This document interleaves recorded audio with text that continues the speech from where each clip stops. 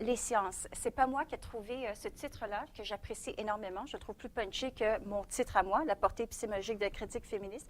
C'est une gracieuseté de Mark Kevin et qui illustre bien quand même l'enjeu qui va nous préoccuper.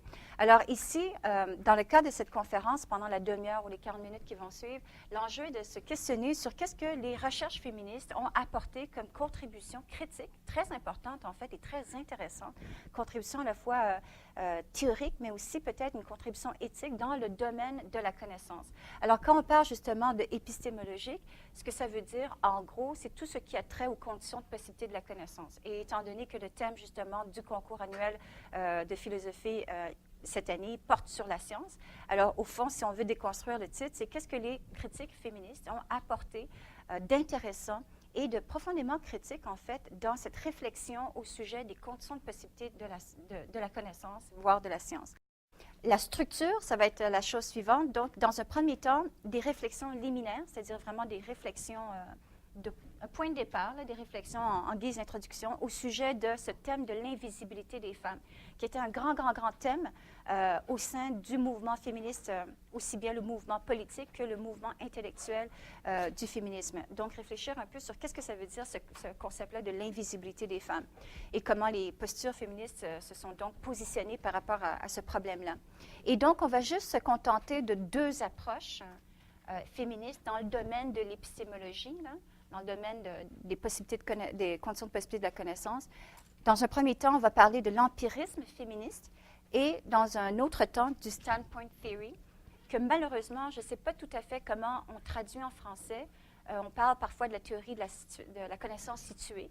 Et en fait, je pense que ça dit très bien ce que standpoint theory voulait dire en anglais. Mais pour toutes sortes de raisons, pour faciliter un peu le discours, le débit, puis vous m'excuserez cet anglicisme, même en fait, des fois, on retrouve standpoint theory, même dans les écrits en français. C'est une sorte d'expression consacrée qui est un peu plus facile à dire que la théorie de la connaissance située, tout simplement parce que je suis plus familière avec cette expression-là. Et en guise de conclusion, quelques exemples dans le domaine des sciences sociales et de la philosophie pour illustrer justement l'impact de cette critique féministe épistémologique. Alors, dans un premier temps, de l'invisibilité des femmes en sciences. Alors, qu'est-ce que ça peut invoquer quand on parle des perspectives critiques féministes dans le domaine de la connaissance, dans le domaine de la science? Ça tourne dans un premier temps autour de ce concept de l'invisibilité des femmes dans le domaine des sciences. Alors, comme vous le savez sans doute, pendant de longs siècles, les femmes ont été complètement mises à l'écart de la production de la connaissance scientifique, et ceci probablement en raison de biais et de préjugés sexistes qui étaient reconduits à travers les idéologies, les mœurs, des époques historiques et des cultures occidentales et un peu partout à travers le monde. Donc, l'invisibilité des femmes en sciences, dans un premier temps, ça veut dire ça. Donc, ça suscite un problème. Pourquoi est-ce que les femmes ont été si peu présentes dans le développement des sciences? Évidemment, à partir du 20e siècle, à partir des temps modernes, les choses se corrigent. On peut dire qu'aujourd'hui, au 21e siècle, évidemment, les femmes sont de plus en plus présentes dans le domaine des sciences, aussi bien dans le domaine des sciences dures, naturelles, que dans le domaine des sciences humaines et sociales. Mais il y a quand même, ça ne cesse quand même de soulever des questions intéressantes par rapport à la représentation équitable des femmes dans ces domaines-là. Ici, un hommage à Rosalind Franklin, qui est devenue une sorte d'image iconique, justement, de ce problème de l'invisibilité des femmes. L'histoire de Rosalind Franklin, qui est décédée à l'âge de 37 ans, donc en 1920-1958, c'est cette biologiste moléculaire, excusez-moi pour la coquille, cette biologiste moléculaire qui a beaucoup participé, qui a participé activement à la découverte de la structure de l'ADN. C'est Crick et Watson, finalement, les deux scientifiques, qui sont allés chercher le prix Nobel de la science suite à la découverte de la structure de l'ADN. Mais dans les premières heures de la découverte, de tout ce processus de découverte en laboratoire, c'était effectivement Rosalind Franklin qui est tombée sur la structure en hélice. C'est une grosse histoire sur laquelle je ne vais pas m'attarder, mais elle est elle-même décédée justement des effets de radiation auxquels elle était exposée dans son laboratoire. Et la triste histoire de Rosalind Franklin, c'est qu'on ne lui a pas donné aucun crédit. Et donc, évidemment, lorsque l'équipe Cricket-Watson sont allés chercher le prix Nobel, il n'y a jamais été question de Rosalind Franklin et de sa contribution inestimable. Et par la suite, donc, il y a eu toute une tentative, et une tentative de plus en plus fructueuse, de faire reconnaître la contribution vraiment incontournable de Rosalind Franklin dans une des découvertes les plus bouleversantes, les plus importantes de la science au 20e siècle. Dans un premier temps, on parle de ce thème-là, mais en fait, le but de la conférence ne portera pas comme tel sur l'histoire invisible des femmes dans le domaine de la science, mais je vais quand même revenir sur le thème justement de l'invisibilité des femmes tel que ça avait été traité sur un plan un peu plus philosophique à travers les mouvements féministes. La cécité conceptuelle à l'égard des femmes, donc les critiques féministes ont cherché à dévoiler, à révéler justement les angles aveugles, notamment dans le domaine de la philosophie. Là, on va s'attarder un peu plus à cet exemple-là, puisque vous êtes des étudiants en philosophie et que c'est dans le cadre du concours de dissertation. Donc, le problème de la cécité conceptuelle, de l'invisibilité des femmes en philosophie, alors, il y a eu, à travers justement l'essor de ce mouvement féministe dans le domaine de la philosophie, dans le domaine des sciences humaines et sociales en général, un premier grand thème qui était un cri de ralliement en dépit de toute la diversité des approches au sein du féminisme. On s'est beaucoup intéressé, peu importe dans quelle approche on était, on s'est beaucoup intéressé à révéler encore une fois les angles morts de la philosophie, des sciences humaines et sociales à l'égard des femmes, comme objet d'étude et aussi comme participante à cette production de connaissances. Et donc, le fait que, par exemple, encore une fois, on ne se soit pas intéressé justement aux conditions d'existence des femmes, à ce que les femmes avaient à apporter dans l'édification de ces savoirs, etc. C'est ça qu'on appelle le problème de la cécité conceptuelle. Un exemple tiré de la philosophie, Carol Pateman est une philosophe féministe très importante qui, en 1988, écrit The Sexual Contract, le contrat sexuel. Et ce qu'elle raconte à travers cet ouvrage, qui est vraiment considéré comme un ouvrage majeur dans le domaine de la philosophie féministe, ce qu'elle raconte, c'est que c'est un exemple parmi tant d'autres, mais ce qu'elle nous invite à faire, c'est de déconstruire l'histoire de la philosophie. Vous-même, vous serez tout à fait en mesure de constater que, par exemple, quand on étudie les grands philosophes du siècle des Lumières au tournant du 17e, 18e siècle, on fait peu mention des femmes. Les femmes ne sont pas des objets d'étude et de réflexion qui intéressent les philosophes du siècle des Lumières, pour toutes sortes de raisons, soit parce que, encore une fois, les philosophes étaient biaisés par des préjugés sexistes à l'égard de ces femmes qu'on considérait comme étant imparfaites, qu'on considérait comme étant dénuées de la rationalité exemplaire que seuls les agents masculins pouvaient détenir. Il y avait cela. Les trois vagues du féminisme, juste avant d'aborder vraiment le cœur de notre discussion, qu'est-ce que c'est que le féminisme? C'est à la fois un mouvement politique, mais c'est aussi un mouvement intellectuel. Alors, il y a vraiment l'arrimage des deux. C'est ce qui rend justement le mouvement féministe tellement intéressant. Les gens souvent pensent que le mouvement féministe ne se limite qu'à un mouvement d'activistes, de militantisme. Certes, c'était vrai, mais en vérité, puis on le reconnaît de plus en plus, mais je veux dire, on le reconnaît on le reconnaît de plus en plus au sein même de la manière qu'on enseigne la philosophie, les sciences humaines, les sciences sociales. On reconnaît de plus en plus l'importance, en fait, du mouvement intellectuel féministe. Et justement, la critique épistémologique féministe dans le domaine de la science est un exemple tout à fait percutant pour illustrer l'importance du féminisme en tant que mouvement intellectuel. Mais les trois vagues du féminisme, alors souvent on va raconter l'histoire du féminisme au 20e siècle à travers trois vagues. La première vague, c'était le combat des suffragettes pour l'obtention du droit de vote. Alors ça, c'est au début du 20e siècle. Et puis, ça a été la première mobilisation vraiment politique des femmes sur la place publique. La deuxième vague du féminisme, c'est ce qu'on appelle le féminisme libéral. Alors, c'est ce mouvement qui était vraiment surtout initié jusqu'à un certain point au sein des sociétés occidentales, au sein des démocraties libérales que nous connaissons. Et c'était ce mouvement qui a porté les femmes pour la revendication de leurs droits. Donc, c'est dans le contexte, par exemple, de la lutte pour les droits civils. C'est dans le même contexte qu'il y a effectivement la révolution féministe qui va s'opérer. Et dans ce contexte-là, c'est la revendication des droits des femmes, de l'égalité des femmes sur la place publique, au sein de la société politique, etc. Et ce qu'on appelle le féminisme libéral, dans le sens que ça ne se réduit pas juste au féminisme libéral, mais la deuxième vague du féminisme, cette fois-ci, quand... Maintenant, là, au début du 21e siècle, quand on réfléchit sur cette deuxième vague du féminisme, parfois, il est vrai, il y a des critiques féministes issues justement de la troisième vague qui consistent à critiquer un petit peu une conception peut-être un peu trop univoque de ce que le féminisme était pendant la deuxième vague. On a entendu beaucoup le reproche que le féminisme de la deuxième vague, ce fameux féminisme libéral, était en fait un féminisme de femmes blanches, relativement aisées et occidentales. Et pour faire suite justement à ce constat troublant, il y a eu une troisième vague qui se voulait postmoderne. On ne rentrera pas trop dans ce que ça veut dire, là, mais un féminisme post-libéral, post-colonialiste. Et puis là, on commence à entendre de plus en plus la voix, par exemple, des femmes noires. Il y a eu un mouvement qui s'appelle le Black Feminism. Les féministes des pays en voie de développement qui n'ont pas nécessairement, enfin, pas juste des pays en voie de développement, mais des féministes qui viennent de pays qui ne sont pas occidentaux et qui ont à proposer une nouvelle conception aussi de ce que doit être l'émancipation des femmes et qui cherchent justement à rejeter cette vision univoque, monolithique de ce que doit être l'émancipation des femmes d'un point de vue uniquement occidental.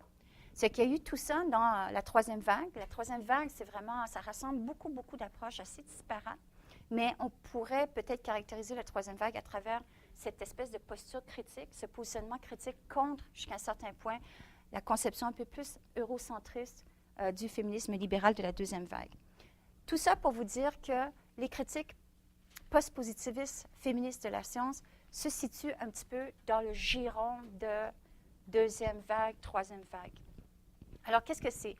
D'abord, dans un premier temps, réfléchir un peu sur le fait qu'on commençait déjà à questionner le modèle de la science qui dominait nos conceptions épistémologiques au tournant des années 60. Au lendemain de la Deuxième Guerre mondiale, bref, dans le monde occidental, on commence à entendre des critiques épistémologiques qui remettent en cause un modèle dominant de la science. Et c'est ce qu'on appelle les critiques post-positivistes de la science. Au début, au tournant des années 60, il y a eu une critique qui a été menée notamment par quelqu'un comme Thomas Kuhn, à travers son ouvrage « La structure des révolutions scientifiques ». Et Kuhn, ce qu'il disait essentiellement, c'est que, vous savez, pour expliquer le changement de paradigme, c'est-à-dire pour expliquer l'histoire de l'évolution de nos modèles scientifiques, il faut cesser de croire que les modèles dominants dominent uniquement en raison de leur véracité scientifique. Il y a beaucoup d'autres choses, il y a beaucoup d'autres facteurs qui rentrent en ligne de compte et qui expliquent pourquoi, à un moment donné, il y a tel modèle scientifique qui va dominer sur les autres. Et ces autres facteurs sont parfois des facteurs, tout simplement des facteurs sociaux, là, qui n'ont rien à voir comme tel avec le critère de la véracité scientifique. C'est des critères sociaux, même des facteurs esthétiques même, qui expliquent cette perspective un peu plus sociologique de l'histoire des modèles dominants dans le domaine de la science. Il y avait déjà ça qui était en train de se préparer dans les années 60. Donc, il y avait aussi une critique du capitalisme et de la science, c'est-à-dire l'idée que la science occidentale est menée aussi par des intérêts capitalistes. Et par exemple, ce genre de critique a donné lieu à une critique de la recherche scientifique et de l'investissement qu'on consacrait à la recherche scientifique dans le domaine de l'armement militaire, par exemple. Ou le fait tout simplement que, comme on peut le constater, la recherche médicale obéit aussi à des intérêts économiques, c'est-à-dire que la recherche médicale aujourd'hui a tendance à vouloir privilégier la recherche qui est faite sur des maladies qui affectent les populations occidentales. Alors tout ça, ça rentre en ligne de compte dans cette espèce de critique du rapport problématique entre science et intérêt économique, intérêt du capitalisme, etc. Et donc, ça aboutit à cette critique sociologique de la science, mais dans cette première mouvance, il n'était pas encore tout à fait question de comment les discriminations genrées, comment le sexisme, une forme de sexisme, pouvait aussi nous apporter un éclairage tout à fait intéressant pour nous dévoiler donc les biais un peu arbitraires là, à travers la production de la science. L'exemple de l'hystérie, c'est tout simplement un exemple assez facile à évoquer pour raconter encore une fois comment longtemps, dans le domaine de la psychiatrie, par exemple, il y avait des comportements chez les femmes qui étaient considérés comme des symptômes pathologiques de toutes sortes de hystérie, de toutes sortes de déviance, de santé mentale, etc. Et ce genre d'exemple illustre encore une fois comment, pendant longtemps, même lorsqu'il s'agissait de faire de la recherche scientifique au sujet des femmes, il y avait une emprise de la domination des hommes dans la manière qu'on expliquait justement et qu'on objectivait les besoins et le corps des femmes. les mouvements pacifistes des femmes qui ont aussi nourri cette critique contre l'investissement démesuré consacré à l'armement militaire, etc., etc. Donc, qui aboutit éventuellement à une critique de la science dite masculine. En effet, on va critiquer cette science des hommes de plus en plus, qui serait l'héritage de la modernité des Lumières. Encore une fois, les Lumières au 18e siècle, je vous parlais tout à l'heure de l'approche contractualiste. On va commencer à critiquer ce modèle dominant de la science qui se veut absolument objective, universellement valable, qui s'en remet à une certaine conception de la rationalité. Mais dans tous ces cas de figure, en fait, avec la déconstruction féministe, on se rend compte qu'on a une façon de concevoir c'est quoi l'objectivité et la rationalité et, par exemple, le but de la science qui consisterait à maîtriser et dominer la nature, voire même de maîtriser et dominer la nature des femmes, etc., on se rend compte à un moment donné que toutes ces notions qui se voulaient objectives entraînent dans leur propre sein un ensemble de préjugés idéologiques qui se méconnaissent eux-mêmes. Donc, une série de dichotomies ou de notions constitutives, on a essayé de mettre en place à travers ce modèle moderne des Lumières de la science, l'idée qu'on peut vraiment, avoir une conception, une compréhension objective du monde, de la nature, et qu'il faut se méfier de la subjectivité, que la rationalité doit absolument être, débarrassée de toute émotivité. Et dans ce genre de construction dichotomique, pour toutes sortes de raisons, ça le privilégié justement le point de vue rationnel, universellement valable des hommes, au détriment du point de vue de la contribution des femmes qui était considérée comme trop émotionnelle pour pouvoir faire de la bonne science rationnelle et objectivement valable, etc. On a beaucoup aussi reconduit l'idée que le chercheur était capable de faire de la recherche objective sans jamais être contaminé par ses valeurs. C'est ce qu'on appelle le concept de neutralité axiologique du chercheur. On pourrait disserter longtemps là-dessus, mais je me rends bien compte qu'on n'aura pas le temps. Neutralité axiologique, c'est un terme savant, mais qui veut dire, encore une fois, l'idée que les chercheurs sont capables d'être totalement neutres par rapport à leurs propres croyances, par rapport à leurs propres valeurs, et que les chercheurs sont capables d'une telle objectivité. C'est tout ça qui va justement être mis en cause par les critiques épistémologiques féministes. Alors, donc, deux approches féministes critiques, l'empirisme féministe, les fondements de la connaissance. Donc, l'empirisme féministe dans un premier temps. Ces féministes vont quand même reconduire l'idée qu'il est possible de justifier les fondements de la connaissance et que la connaissance légitime repose notamment sur la validité de l'expérience empirique. Donc, c'est dans le sens empirique, ça veut dire qu'il s'en remet à la bonne compréhension des faits, à l'expérience, etc. Donc, il y a un empirisme féministe qui va quand même reconduire l'idéal d'une science relativement objective, etc. Mais à travers l'empirisme féministe, on en vient quand même à s'intéresser aux biais androcentriques. C'est-à-dire, encore une fois, on se rend compte que toutes ces notions qu'on a héritées de l'héritage des Lumières ou du modèle moderne de la science, l'objectivité, rationalité, universalité, on ne peut pas faire les... C'est tout simplement faux que le chercheur peut avoir une distance rigoureusement objective par rapport à ses propres valeurs, que c'est tout simplement faux cette histoire-là, qu'on est toujours situé dans un contexte historique, dans un contexte social, dans un contexte économique, politique, idéologique, qui nécessairement influence notre regard sur le monde, sur les faits qu'on considère comme étant dignes de considération scientifique, etc., etc. Donc, cette critique de la neutralité axiologique, etc. Et donc, le féminisme empirique a cherché à développer de meilleures pratiques, une méthodologie plus rigoureuse, notamment parce qu'elle serait plus consciente de ses propres biais subjectifs pour, encore une fois, essayer de réformer la science.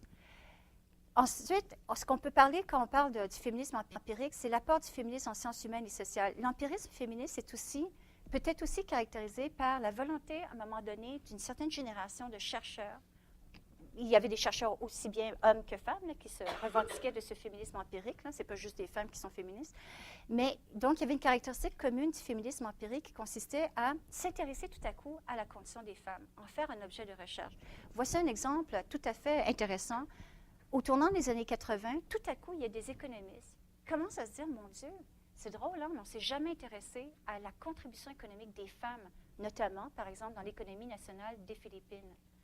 On vous parlait tantôt justement de ce grand concept de l'invisibilité des femmes. Justement, le féminisme empirique, à un moment donné, s'est intéressé à révéler le fait que les femmes existent et qu'elles apportent une contribution notamment économique dans l'économie nationale des pays, comme par exemple les Philippines. Alors donc, à travers cette étude-là, on s'est rendu compte que le revenu des femmes domestiques expatriées, parce que je ne sais pas si vous savez, mais malheureusement, c'est le sort et le lot de plusieurs femmes philippines, elles vont quitter le pays, elles vont laisser derrière elles leurs parents et leurs propres enfants pour devenir des nounous des enfants des autres dans des pays occidentaux. Et ce qu'elles font, c'est qu'elles espèrent gagner des meilleurs revenus pour pouvoir les retourner, les renvoyer à leur maison pour nourrir leurs propres enfants desquels ils sont séparés. Et donc, on s'est rendu compte que le revenu de ces femmes domestiques, de ces nounous, de ces ménagères, était plus important dans l'économie nationale que l'exportation du sucre et de l'industrie minière. C'est dire à quel point, à un moment donné, à partir de ces approches féministes empiriques, quand on a commencé à s'intéresser à la présence des femmes, on s'est rendu compte à quel point vraiment il y avait des angles dans la manière qu'on conduit les sciences. Un autre exemple, mais qu'on n'aura pas le temps de voir. Un autre exemple vraiment fascinant, c'est Amartya Sen, un grand économiste qui a été prix Nobel en 1998. Un autre exemple de comment révéler la présence des femmes, notamment en révélant le fait qu'il manque des femmes à la recension démographique. Alors, qu'est-ce que c'était le truc d'Amartya Sen? Amartya Sen, qui s'est beaucoup intéressé au développement économique, à un moment donné, il s'est intéressé à la démographie à l'échelle internationale. Alors, il part avec la prémisse, qui est assez avérée là, à travers les études démographiques, qu'en théorie, la population humaine a cette constance que c'est 51 de femmes pour à peu près 49 d'hommes. Ça se répartit comme ça, en général. Et donc, si on projetait ce ratio constant à l'échelle de la population mondiale aujourd'hui, qu'est-ce que ça donnerait comme nombre de femmes par rapport au nombre d'hommes? Et quand il a fait ça, parce qu'il s'intéressait justement à la présence des femmes dans cette recension démographique, il s'est rendu compte que plus de 100 millions de femmes manquent à l'appel. Si ce ratio est constant, puis qu'on le projette, il devrait y avoir 100 millions de femmes de plus dans le monde et elles n'existent pas. Encore une fois, le thème de l'invisibilité. Et pourquoi n'existe-t-elle pas? C'est parce que, pour toutes sortes de raisons, notamment parce qu'on dévalorise la contribution économique et politique des femmes. Dans certains pays, malheureusement, on a l'habitude, par exemple, de mettre fin à la vie de nouveau-nés féminins pour privilégier l'instance de garçons, les crimes et la violence sexuelle envers les femmes qui expliquent donc le décès prématuré des femmes, tout ça. Alors, ça a été révélé à travers cette étude absolument fascinante de Amartya Sen au tournant des années 90. Standpoint theory, seeing well, bien voir. Standpoint, ça veut dire le point de vue, une théorie du point de vue situé. Alors, c'est à peu près ça. Pour y aller très rapidement, le standpoint theory se décline en 3 caractéristiques communes, de manière générale. L'idée consiste à dire que la connaissance est toujours située. C'est-à-dire que c'est tout simplement faux de penser qu'on peut faire de la science à partir du point de vue de nulle part. Nous sommes des êtres humains, toujours situés dans un contexte culturel, politique, économique, social, etc., idéologique.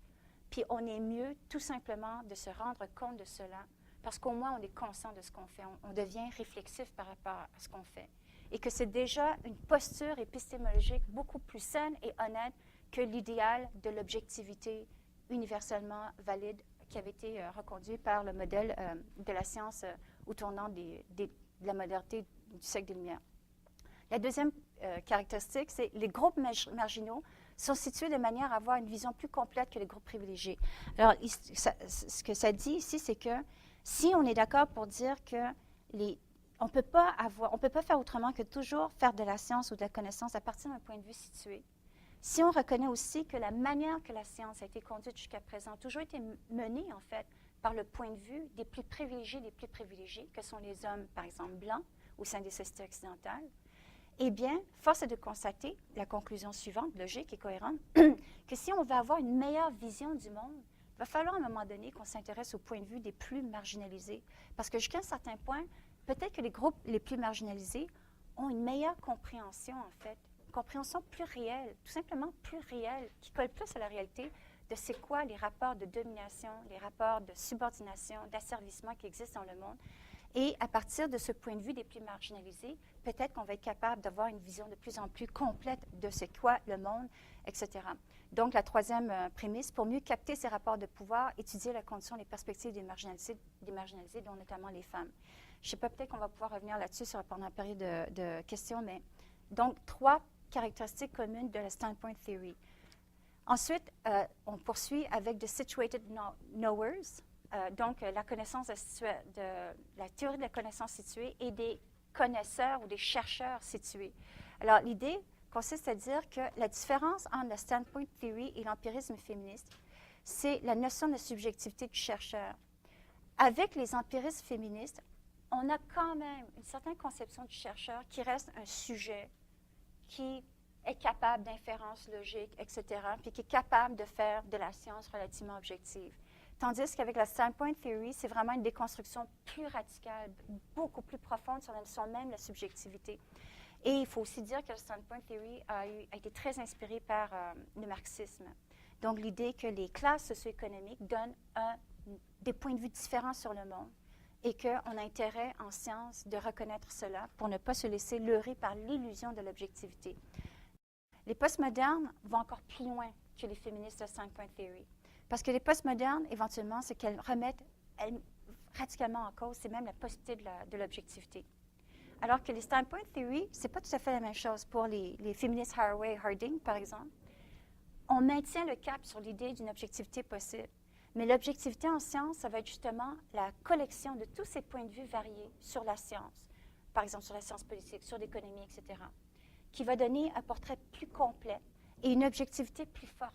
Donc, il y a quand même l'espoir qu'on est capable, à travers la reconnaissance de la diversité des points de vue, de quand même constituer une vision objective plus complète du monde dans lequel on vit. Tandis que pour les postmodernes, là, ça va être une critique absolument radicale. Ce qu'elles vont dire, c'est que, vu qu'on est toujours situé, en fait, la notion d'objectivité n'existe même pas. Puis on est, jusqu'à un certain point, condamné à une forme de relativisme épistémologique, relativisme scientifique, sans parler en plus du relativisme culturel, etc. Faire de la science, c'est aussi un engagement politique. Ça veut aussi dire s'intéresser tout à coup à la condition des femmes et les plus marginalisées des femmes elles-mêmes, que sont notamment les femmes autochtones. Et puis, quand on fait de la recherche, quand on s'intéresse à ça, justement, on se rend compte que, en fait, je ne sais pas si vous le savez, là, mais depuis les années 60 des années 60 jusqu'en 2010, il y a eu 582 femmes autochtones, des femmes et des filles qui sont portées disparues et dont le dossier n'a jamais été enquêté en profondeur par les instances officielles du gouvernement canadien, parce que pour toutes sortes de raisons, pour toutes sortes de biais sexistes, idéologiques, raciaux, on ne s'est pas intéressé à elles. Et cette invisibilité des femmes, justement, nous est de plus en plus révélée. Et c'est pour ça que tout récemment, je ne sais pas si vous suivez l'actualité, mais il y a une marche annuelle à la Saint-Valentin pour justement honorer la mémoire de ces femmes disparues, puis demander au gouvernement canadien de faire quelque chose pour aller au fond, justement, de tous ces dossiers, des centaines, c'est presque 600 femmes là, qui sont portées disparues et qu'on n'a jamais cherché à résoudre justement le dossier ou à rendre quelqu'un imputable de leur disparition. Alors, c'était juste pour conclure sur l'idée que l'engagement épistémologique féministe, c'est aussi, et ça appelle aussi un engagement politique pour révéler, dévoiler justement les angles morts de notre société à l'égard notamment de la condition des femmes. Alors voilà. Merci.